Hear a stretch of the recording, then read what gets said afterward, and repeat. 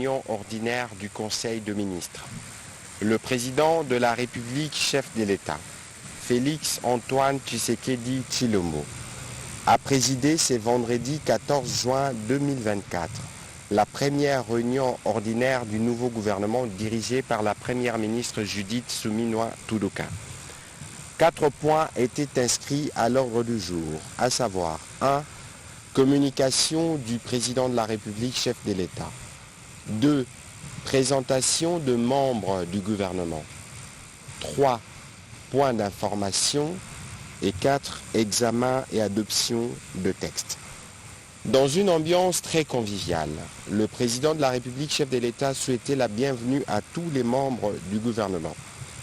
Dans sa communication, il a tenu d'abord à les féliciter pour leur nomination, mais il a aussi félicité ceux qui ont été reconduits nouvellement dans ces gouvernements de la République.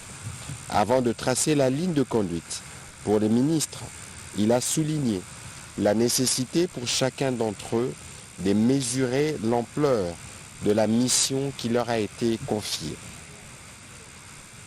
Vous êtes ici pour la République.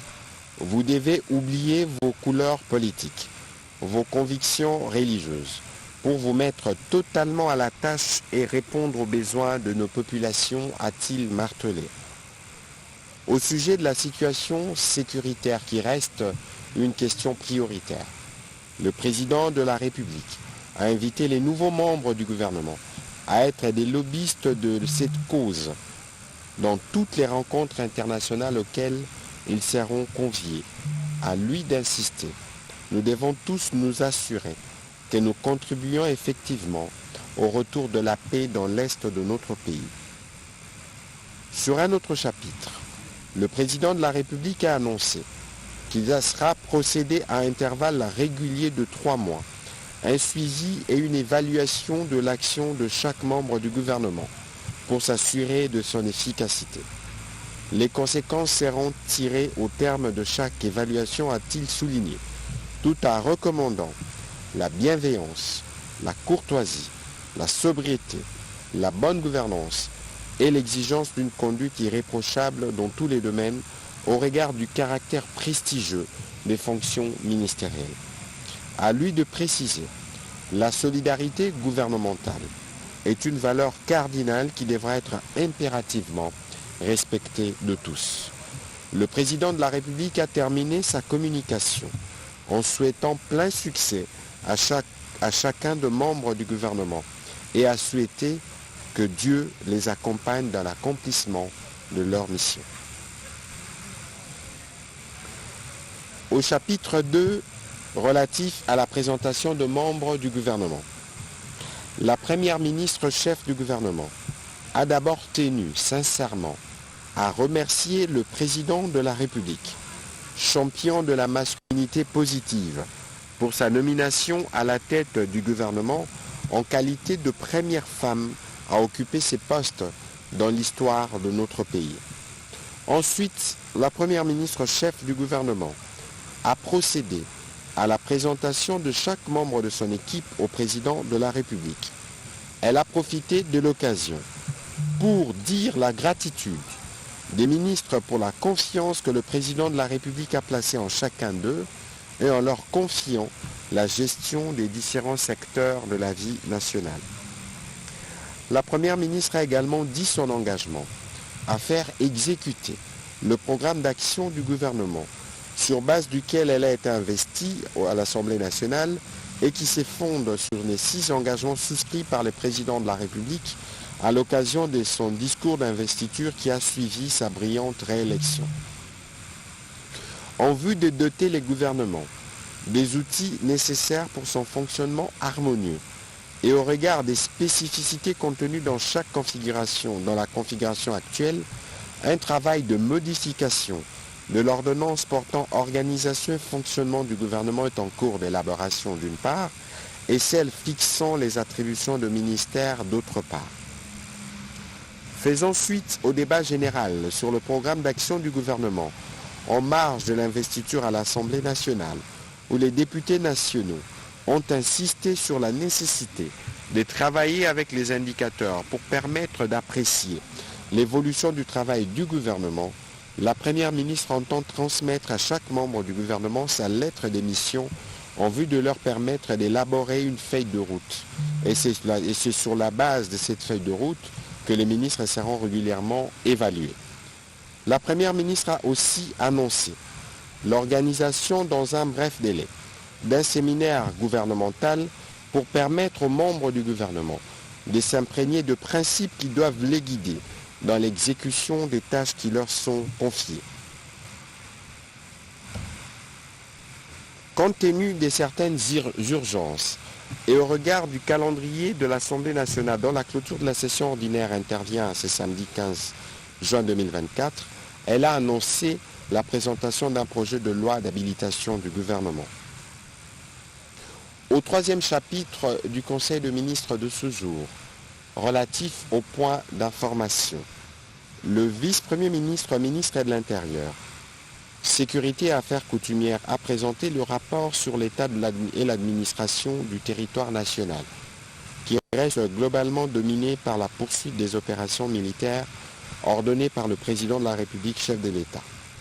Au cours de la semaine qui s'achève, l'état d'esprit de la population a été marqué notamment par la dégradation des conditions humanitaires de millions de déplacés dans les zones de combat autour de Goma, la satisfaction de la population consécutive à la prestation de l'équipe nationale lors des 2 dernières rencontres comptant pour les éliminatoires pour la Coupe du Monde 2026, la cérémonie d'investiture par l'Assemblée nationale de la nouvelle équipe gouvernementale dirigée par la Première ministre Judith Suminwa.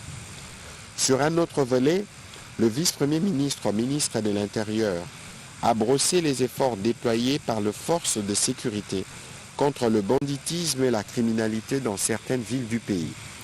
Au sujet de la situation des sinistres et catastrophes, il a informé le Conseil du cas du naufrage de la baleinière HB La Sainteté survenu le 1er juin 2024 aux environs de la localité des Lediba dans les territoires des Bolobo. Cette embarcation en provenance de Mouchi pour Kinshasa transportait environ 271 passagers.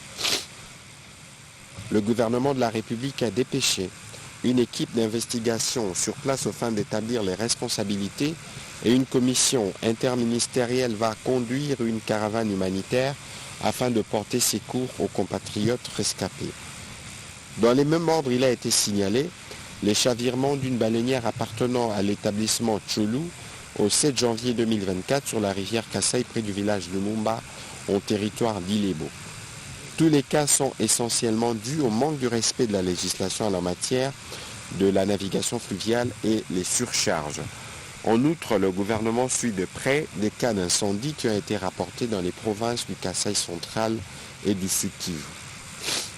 Toujours sur ces chapitres sécuritaires, le vice-premier ministre, ministre de la Défense nationale, a informé pour sa part le Conseil sur la situation opérationnelle du pays dominé par les opérations en cours dans l'est de la République démocratique du Congo, principalement contre les attaques de l'armée rwandaise et de ses supplétifs du M23. Sur toutes les lignes des fronts, nos militaires se comportent avec bravoure pour mettre en déroute les ennemis de la paix et sécuriser nos populations. Nos forces de défense et de sécurité restent engagées plus que déterminées à pacifier cette partie du pays et à préserver l'intégrité du territoire national. Il a fait aussi part de la situation dans les environs de Kinshasa. Au dernier chapitre du Conseil de ministres de ce jour, relatif à l'examen et à l'adoption d'un texte, projet de loi portant habilitation du gouvernement. Le ministre d'État, ministre de la Justice et garde-sceaux, a soumis au Conseil le projet de loi portant habilitation du gouvernement. Ce texte aura l'avantage de permettre au gouvernement de prendre par ordonnance-loi des mesures concernant les matières relevant du domaine de la loi pour l'exécution de son programme d'action pendant les prochaines vacances de l'Assemblée nationale. Sont entre autres concernés l'autorisation de la prorogation de l'état de siège sur une partie de la République démocratique du Congo, la ratification de quelques accords et conventions de prêt conclus par la République démocratique du Congo et ses différents partenaires. Face à cette nécessité, le ministre d'État, ministre de la Justice et garde des Sceaux, a motivé la démarche du gouvernement par l'article 129 de la Constitution qui l'autorise à solliciter du Parlement, avant l'entame de ses vacances, l'habilitation sus-évoquée. Après débat et délibération, ce projet de loi a été adopté. Dans une ambiance conviviale, les membres du gouvernement, avec en tête la Première ministre, ont profité de l'occasion de ce conseil pour présenter les vœux le meilleur au président de la République au lendemain de la célébration de son anniversaire de naissance. Les remercions.